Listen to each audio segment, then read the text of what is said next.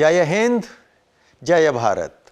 युग दृष्टा भगत सिंह की अमर क्रांति यात्रा के 42वें पड़ाव पर आप सबका स्वागत है। दोस्तों, पिछले वीडियो में आपने लाहौर षड्यंत्र केस में फ्रेमिंग ऑफ चार्जेस तथा कुछ गवाहों के बयान देखे। यदि वह वीडियो आप नहीं देख पाए हों तो जरूर देखिए, लिंक डिस्क्रिप्शन में दे दिया गया है। आज बात करते हैं कुछ और सरकारी गवाहों की। दोस्तों, स्पेशल ट्रिब्यूनल में कुल 457 सरकारी गवाहों के बयान दर्ज हुए थे। इनमें एक गवाह था, गवाह नंबर 397 तुलसी राम। उसकी गवाही हुई थी 14 अगस्त 1930 को। तुलसी कोलकाता के कार्नवालिस रोड स्थित आर्य समाज मंदिर का कर्मचारी था। फरवरी 1929 के प्रारंभ में आर्य समाज मंदिर की ऊपरी मंजिल पर बने कमरे में जतिन दास ने भगत सिंह के आग्रह पर बम के लिए गन कॉटन तैयार की थी, जिसके बारे में विस्तार से इस श्रृंखला के भाग 4 में बताया गया था। ट्रिब्यूनल के आगे तुलसीराम की गवाही भगत सिंह की कोलकाता में उपस्थिति और बम निर्माण के प्रयास को साबित करने में सहायक हुई। एक और गवाह था दिल्ली फिरोजशाह कोटला का चौकीदार बारा सिंह, जिसने 9 सितंबर 1928 को क्रांतिकारियों की वहां चल रही मीटिंग में आकर उनसे पूछा था कि आप यहां क्या कर रहे हैं। उस दिन भगत सिंह ने उसे बताया था कि वे छात्र हैं और इम्तिहान की तैयारी कर रहे हैं। बारा सिंह था सरकारी गवाह नंबर 420 और उसकी गवाही हुई थी 16 अगस्त 1930 को।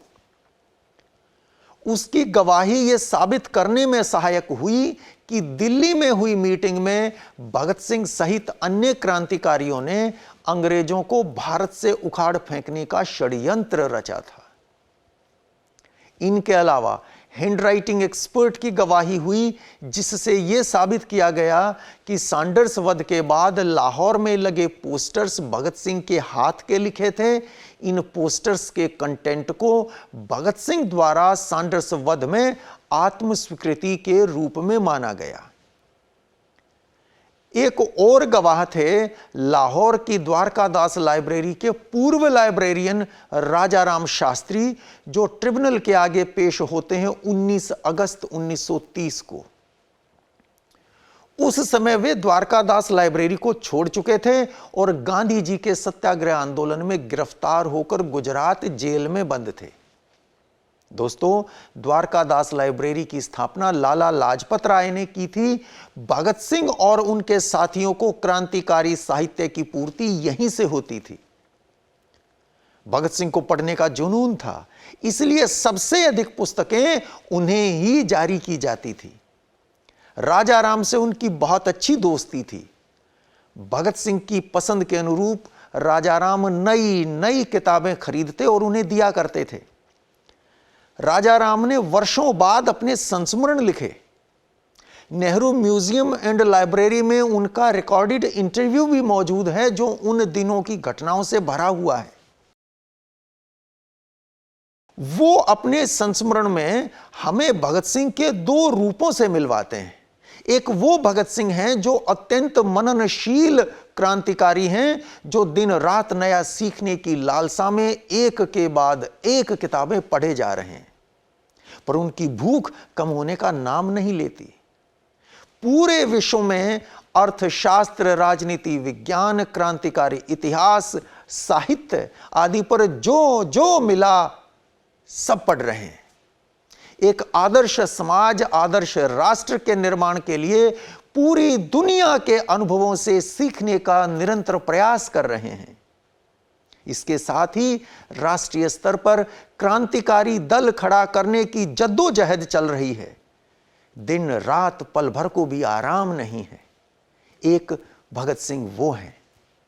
दूसरे भगत सिंह वो हैं जिनके हृदय में एक शरारती मस्त मौला नौजवान रोज नई शरारतों के साथ जीवंत रहता है। वह बिल्कुल हम आप जैसी हरकतें करता है और खुश रहता है। इतनी मस्ती भरी है उनके भीतर कि विश्वास करना कठिन है कि क्या ये वही गंभीर चिंतक, विचारक क्रांतिकारी है। राजाराम लिखते हैं, भगत सिंह विनोदी स्वभाव के थे। जब भी मौका हाथ लगता हंसी मजाक किए बिना चूकते नहीं थे। दोपहर या शाम को होटल में बहुत बार मेरे साथ छेड़खानी करने आ जाते थे। मुझे वहां खाना खाते देखकर वे मेरे पास आए बिना नहीं रहते थे। मेरे सामने की कुर्सी पर आकर बैठ जाते और कोई न कोई मनोरंजक बात शुरू कर देते। फिर धीरे से हाथ बढ़ाकर मेरी थाली से रोटी का कोर तोड़ने लगते। मैं कहता, भले आदमी हाथ तो धो लो, तब थाली में हाथ लगाओ। इस प्रकार मुझसे पूछे बिना क्यों खाने लगते हो? मुझे यह तरीका बिल्कुल पसंद नहीं।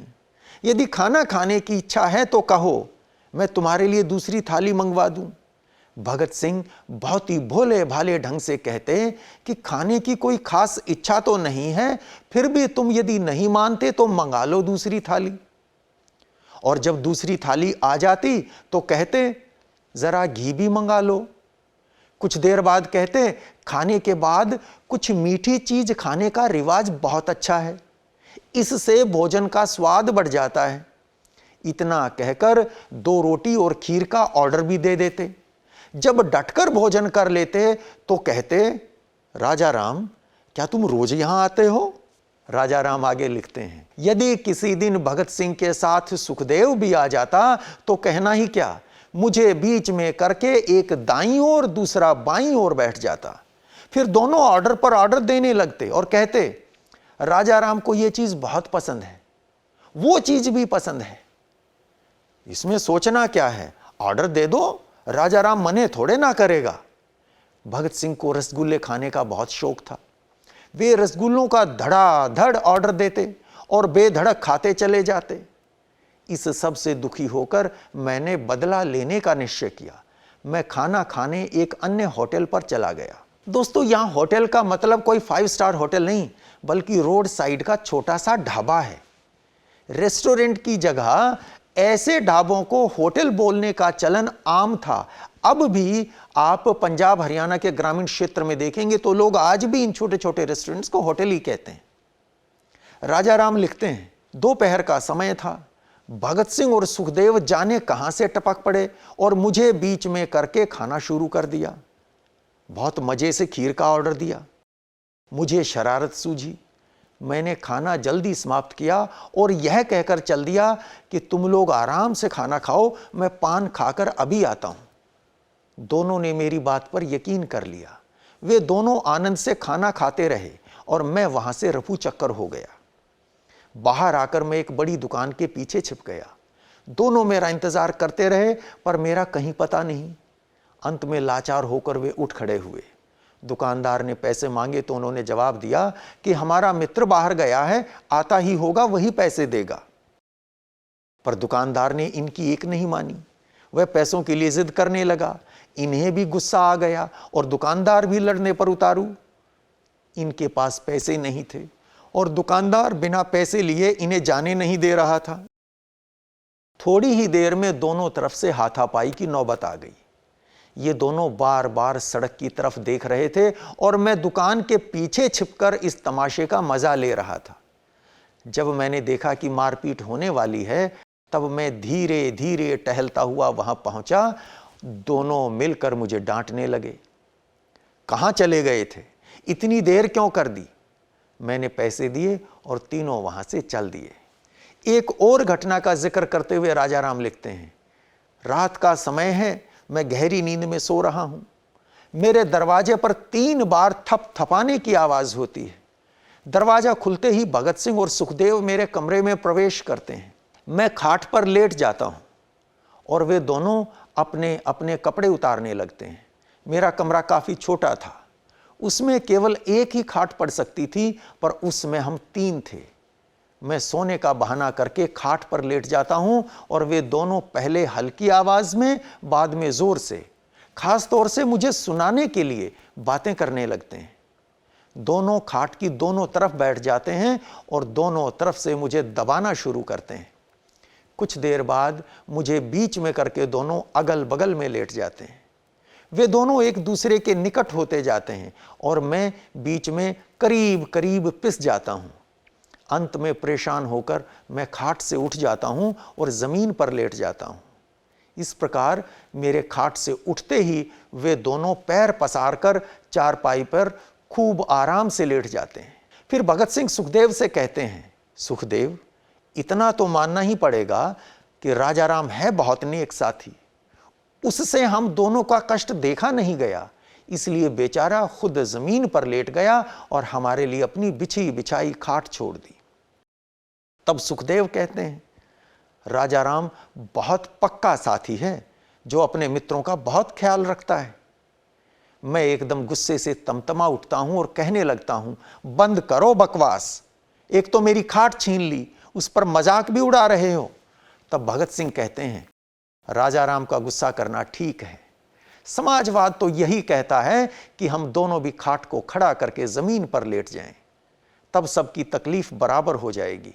फिर उन्होंने खाट खड़ी कर दी और तीनों ही जमीन पर लेट गए।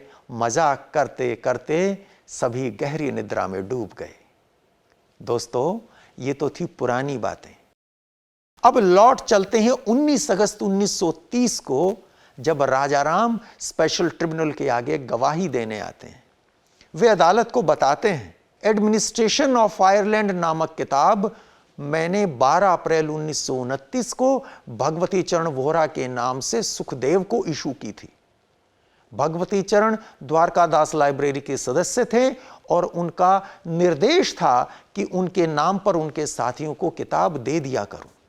दोस्तों, यह किताब 15 अप्रैल 1929 को लाहौर में कश्मीर बिल्डिंग से सुखदेव की गिरफ्तारी के समय बरामद हुई थी। स्पेशल मैजिस्ट्रेट की अदालत में चले मुकदमे के दिनों को याद करते हुए राजाराम लिखते हैं, एक दिन भगत सिंह को अपने साथियों के साथ अदालत में हंसते हुए देखकर मैजिस्ट्रेट चिढ़ गया और बोला, भगत सिंह क्यों हंस रहे हो, मुझे यह स्वीकार नहीं है। तब भगत सिंह खड़े हुए और अपनी हथकड़ी की बेड़ियों को झनझनाते हुए बोले, मिस्टर मैजिस्ट्रेट, अब आपको मेरे हंसने से परेशानी हो रही है, तब क्या करोगे जब फांसी के तख्ते पर खड़ा होकर मैं हंसते हुए इनकलाब जिंदाबाद के नारे लगाऊंगा। ऐसे थे सरदार भगत सिंह। 26 अगस्त 1930 तक 457 सरकारी गवाहों के बयान दर्ज हो चुके थे। तब सरकारी वकील कार्डन नॉड ने कहा कि वे बाकी 256 गवाहों को पेश नहीं करना चाहते। विजय कुमार सिन्हा और अजय घोष की ओर से उनके वकील अमोलक राम कपूर ट्रिब्यूनल के सामने एक एप्लीकेशन फाइल करते हैं जिसमें 2 मांगें रखी गई थी। नंबर 1, सभी सरकारी गवाहों के क्रॉस एग्जामिनेशन की अनुमति मिले। नंबर 2, अभियुक्तों और उनके वकील को क्रॉस एग्जामिनेशन की तैयारी करने के लिए कुछ समय चाहिए, इसलिए 1 सप्ताह तक सुनवाई को रोक दिया जाए। लेकिन ट्रिब्यूनल ने यह कहकर मांग ठुकरा दी कि अभियुक्तों को इसके लिए बहुत अवसर दिया गया था। यह बहुत अन्यायपूर्ण था कि अभियुक्तों की गैर हाजिरी में पेश हुए सरकारी गवाहों को क्रॉस एग्जामिन करने के मौलिक अधिकार से भी अभियुक्तों को वंचित कर दिया गया। उसके बाद सरकारी वकील कार्डन नॉड ने अदालत के सामने इस मुकदमे के संबंध में अपना वक्तव्य शुरू किया, जो 10 सितंबर को पूरा हुआ। 20 सितंबर 1930 को भगत सिंह के पिता सरदार किशन सिंह ट्रिब्यूनल के आगे एक पिटीशन फाइल करते हैं। जब भगत सिंह को इसकी जानकारी होती है तो वे बहुत दुखी होते हैं और अपने पिता से बहुत नाराज होते हैं। 4 अक्टूबर 1930 को भगत सिंह अपने पिता को पत्र लिखते हैं। पिता की पिटीशन में क्या था, बेटे ने अपने पत्र में क्या लिखा, यह जानने के लिए थोड़ा सा इंतजार करना होगा। आज की बात को यहीं समाप्त करते हैं।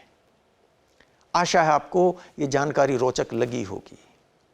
निवेदन यह है कि इसे अधिक से अधिक शेयर कीजिए, जिससे आज की पीढ़ी जान सके कि किस तरह अंग्रेजों ने मुकदमे का नाटक करके मां भारती के वीर सपूतों को फांसी पर लटकाया था। यदि चैनल को अभी तक सब्सक्राइब नहीं किया है तो अब कर लीजिए और बेल आइकन को भी प्रेस कर लीजिए ताकि नए वीडियो की नोटिफिकेशन समय पर मिल सके। और हां, अपने सुझाव, प्रश्न कमेंट बॉक्स में लिखकर जरूर भेजिए। जल्द ही भेंट होगी। जय हिंद, जय भारत।